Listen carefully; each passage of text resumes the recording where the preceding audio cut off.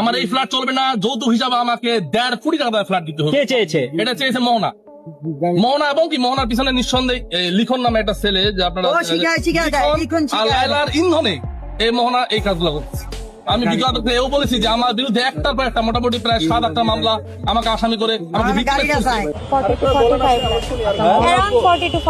Even আমি 3 দিন আগেও যখন ওর বাসায় গেলাম তখন গিয়ে ওর হাফ বাসা ভাড়ার পেমেন্ট আটকায় ছিল, আমি এটা দিয়ে আসছি। আমার আপনি এক কোশ্চেনটি ভাই বারবার করেন, আমি এত টাকা কোথায় পান? তো বলছি যে মামুনের কাছে 1.5 কোটি টাকার ফ্ল্যাট দাবি করেছে তার স্ত্রী মোহনা। এবার মামুনের আইনজীবী এমনই এক তথ্য জানিয়েছেন। টিকটকার প্রিন্স মামুন এবং মোহনার পারিবারিক ও আইনি লড়াইয়ে যোগ হলো নতুন এক চাঞ্চল্যকর অধ্যায়। মামুনের বিরুদ্ধে মোহনা 1 কোটি টাকা যৌতুকের মামলা ঠুকে দেওয়ার পর এবার বিস্ফোরক দাবি তুলেছেন মামুনের আইনজীবী।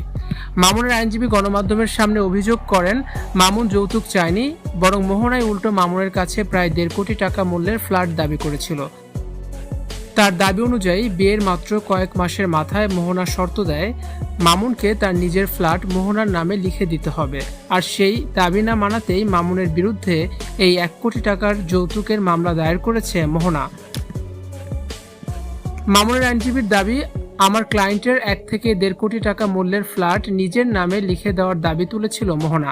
সেই দাবি পূর্ণ হওয়াতেই যৌতুকের নাটক সাজিয়ে মিথ্যে মামলা করেছে মোহনা। মামুনের পরিবারের পক্ষ থেকে অভিযোগ করা হয়, মোহনার এই কর্মকাণ্ডের পেছনে লিখন নামের এক যুবকের ইন্ধন রয়েছে।